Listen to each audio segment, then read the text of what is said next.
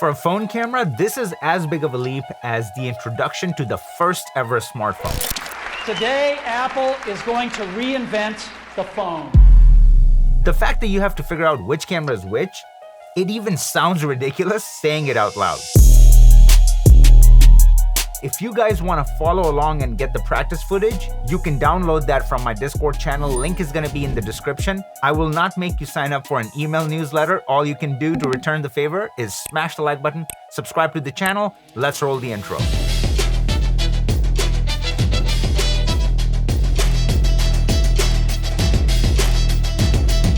So in this tutorial, we're focusing on 3 specific types of lighting conditions: high contrast, dark to light, and backlit footage. All right, so now we're inside Resolve, and if I click right here and show you my project settings under color management, I'm leaving it unmanaged because I personally like to set up my color management on a node level. And then our output color space is set to Rec 709 Gamma 2.4. We can exit out.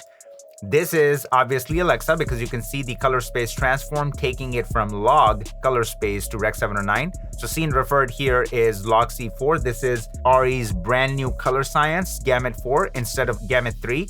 And then we're converting it to Rec 709. And if we look at it, it looks really nice. Everything is protected. Look at my waveform. We put her right under the sun so we can actually test like how much dynamic range is there for us to play with. And I want to take this opportunity and thank Christoph, a friend of mine who took his entire team out to do this shoot for this video. So I'm going to have a link to his Instagram channel. Please check it out. Give him a follow. Thank you so much, brother. Let's get back in. So this is our Alexa. And now if we go to our Apple ProRes, here's our log. And then here is with Apple's LUT. So if I click right here and go reveal selected LUT, you can see Apple log LUTs. And if you want to download that along with the white paper for their log profile, links to that are in the description below as well. This is where things get interesting. So what I did is I went ahead and now let's look at my concoction. So just check this out. Like, how beautiful is this look? I'm actually really proud of it. And this is my own personal LUT. Not only that our colors are so beautiful and we have a very subtle split toning happening, but the most important thing that I take a lot of pride in with this look is that the roll-offs on the top end without the cost of murky highlights or milky shadows. Then you can see it in the waveform right here. Nothing is flatlining. And because I love you guys so much, I will let you download this LUT. It is included in my webinar. Speaking of, we recently did a survey. Majority of you, regardless of the skill set, are struggling with shot matching, skin tones, balancing, and working with 8-bit footage. So I created a 1-hour-long free training that covers all of that. Plus, we'll wrap up the training with an extensive Q&A, and you'll also get a link to download the practice footage, power grades, and some of my personal LUTs. Link to the training is in the description below. Let's get back to the video. And then all that's happening here is just linear operation. So I'm in my HDR palette, and in here, I'm just using my exposure, which is like basically setting stops in your camera. And then if I take you to my iPhone footage, we're doing the conversion from IDT to my LUT, which is meant to be used with DaVinci Wide Gamut color space, but I'm making my balance adjustments outside of input device transform. Why am I doing that? Because I want to keep my curve behavior very linear. If I'm doing this operation inside of my color management, it's going to be actually twisting and turning. And then the only other thing that I'm doing here is our HDR palette. And here I'm actually telling it that under gamma that, hey, use Apple log. Why? Because once again, I want this behavior to be like as if it happened on set in camera. And then we're increasing it by 1.35 stops. And then in here, we're just messing with our offsets and we're not getting granular with lift gamma gain. So I just wanted to establish like how I'm attacking the grade between the two cameras in different environments. And I'm just gonna go ahead and hide this for the rest of the way so we can like really just focus on the images and scopes and false color, things like that. So I'm gonna go ahead and click right here and then pop this open. And if we put these two shots, let's make it a little bit bigger. What a freaking time to be alive. Like, come on, just look at this. So if I do before, this is our log. This is what we were able to create. You just saw with one node. I mean, the rest is just a conversion and then my LUT applied with one node, basic linear changes, and just look at the waveform and parades to how close of a match it is. To further deep down into that, I'm going to be using omniscopes and the false color feature inside omniscopes, and this is really going to tell us the dynamic range story. False color is used for exposing your image properly. And what I did when I was matching these shots is that more than focusing on the colors, I was focusing on the exposure and especially exposing my character as close as possible. You can just see it, right? Like this little spot right here that's living in the 70 zone right here is same over here. And then we got pink right here, we got pink right here. Even on the nose, it's like right there. So matching our subject as close as possible with linear changes, the rest of it is going to tell us a lot. What is happening on the top end? What is happening on the bottom end? And the way you want to read your false color is this. This is perfectly exposed, anything that's in this range. Then we have 6 stops overexposed and 6 stops underexposed. So if we're looking at that, roughly this is going to be half to 1-ish stop over. And then this right here is going to be 2 stops over. And then the yellow is going to be 3 to 4 stops over. And then the rest doesn't even exist here. So everything else is in control. But what makes looking at this false color so interesting is like, what is this? Why is this happening? Why is this 1 stop under, whereas on the iPhone, it is perfectly exposed? When, again, our face is identical. Like this right here, all of this, like to the neck, all of this is absolutely identical. And this is where it becomes interesting. So with the iPhone, the roll-off up top are a bit more digital. They're not anywhere close to what Alexa is doing. I mean, just look at this right here. We are basically in a 2-stop range right here. You can see it like it's gray, right? So gray is right here. So we're about 2 stops over, whereas on the iPhone, we're about 3 to 4 stops over. So that's a pretty big difference. And then same story is going to be continuing on the bottom end too. So with Alexa, we have healthy amount of contrast, but everything is very soft and the roll-offs are just, again, second to none. Like color science from Ari is the best in the business. And that's why most of the movies and high-end commercials that I have seen, or the commercials and music videos that I work on, it's not even a competition. Like if there is a little bit of budget for it, the budget is going to go into shooting it on Alexa. Let's not forget to like what we're getting. I mean, come on. So this is Alexa 35, $110,000 package compared to an iPhone footage, and we're this close of a match. We are talking about the dynamic range, but what about the image quality? I mean, like, look at how beautiful this image is. And even if I like play it through, let's do a loop. And if I play it through, like, I mean, just look at this. Like how gorgeous this is.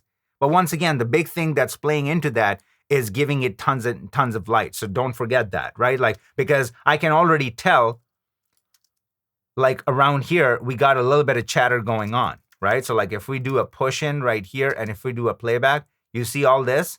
So there is like a lot of this chatter happening, which I just know for a fact that we're not gonna get with Alexa. Let's just do the same thing. And if I like punch in, oh my God, it's pure cream, pure cream. Just look at this. So like we're not getting any of that. So I don't want to distort it too much and just be like, oh, this is why the thumbnail of this video says don't sell your Alexa yet. And then let's move on to the next example. So now we're going from dark to light.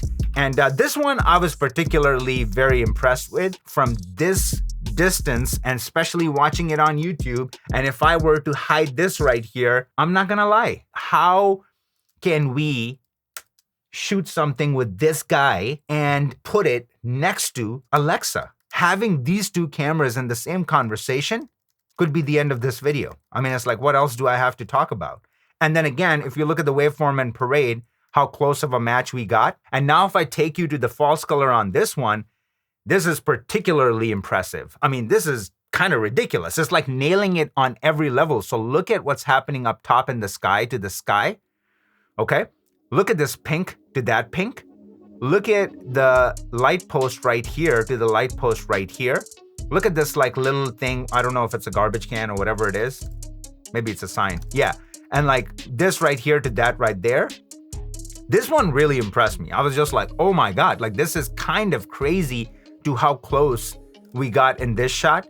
And then let's just move on to the brighter part of this shot. And now looking at these two, so we went from dark to light. The dark was looking great, and now we're in light without making any dynamic keyframes or anything like that. So look at, we got this dark area right here in Alexa, but if you see it, this is Alexa, okay? This is Alexa's waveform, and if you look at it, it's evenly distributed here and here, right? And has information. Whereas if you look at the iPhone and then look at it right here to right here, not the same case, right? Like this is kind of like almost we're losing everything, and then this is coming up and getting a little bit washed out compared to what we're witnessing here. There is still more information. So this is where it's just gonna become like a little revealing of like the two cameras. This is shot with an anamorphic lens, so not only is shot against the sun, it's shot with an anamorphic lens, so like that right there just gives us such an X factor that we're not gonna get with the iPhone. But with the iPhone, it broke apart, man. And look at this, one thing changed. We ended up using a Apple Auto exposure, because if I were to show you the 800 ASA, so let's look at this. This is 800. Look at how murky this is. It absolutely got destroyed. So if I go here and punch in and show you this, no, it's like, I'm not having it, I'm done. Like, just don't even show it to the world. Like, this is where the difference is like, oh my God, like you can tell the pros from the amateurs, right? So like, again, this is just, no. So that's why, if you're surprised to Qazi, why are you using auto exposure shot? Because somehow it just did a better job.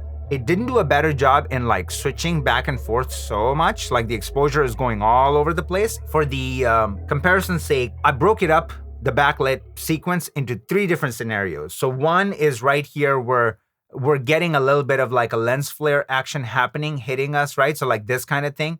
So that's our first scenario. And how does it retain contrast and colors and all of that and keeping it together? And obviously this is where the iPhone just like kind of poops. And then if we go right here and find a different scenario, so I'm gonna click on this guy right here. So this is basically right into the sun.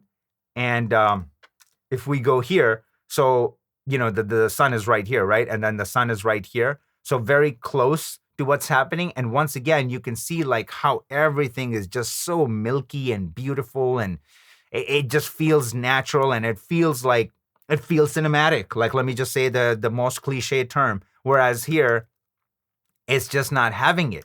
And then there's some discoloration happening right here, right? Like we can see it, and it's just things are breaking. And it just started to like do some weird funky stuff that we do not see here. It's just so freaking pristine. And then this is where the sun is right behind her. So basically the sun is hitting the building right behind, and then she's in front of it. And same exact thing is happening here, but she's actually right in front of the sun. And just look at it. It's so gorgeous. Like with Alexa, look at the color rendering. And then even the sky, like it's just everything is there. We can see it in our scopes. But most importantly, like, look at the contrast, how amazing this contrast is. And this was very important to have. And again, I'm so thankful for Christoph to shoot this part of it, because ultimately we can't just do a test like out in the sun, give it perfect lighting, because if you're actually going to be using your iPhone professionally, you're gonna have to shoot it in all different types of scenarios. That's where these phones with a lot of this computation happening on the back end, where they're just kind of getting in and manipulating things and think that they're making better decisions, they're not. So where does this leave us? With the birth of the log profile and shooting natively in ProRes on your phone has opened the door to something that will exponentially get better by every single iteration. So the future is ridiculously bright. And if you guys found this video helpful, do me a favor, smash the like button, subscribe to the channel. It helps a lot. I will see you guys in the next one.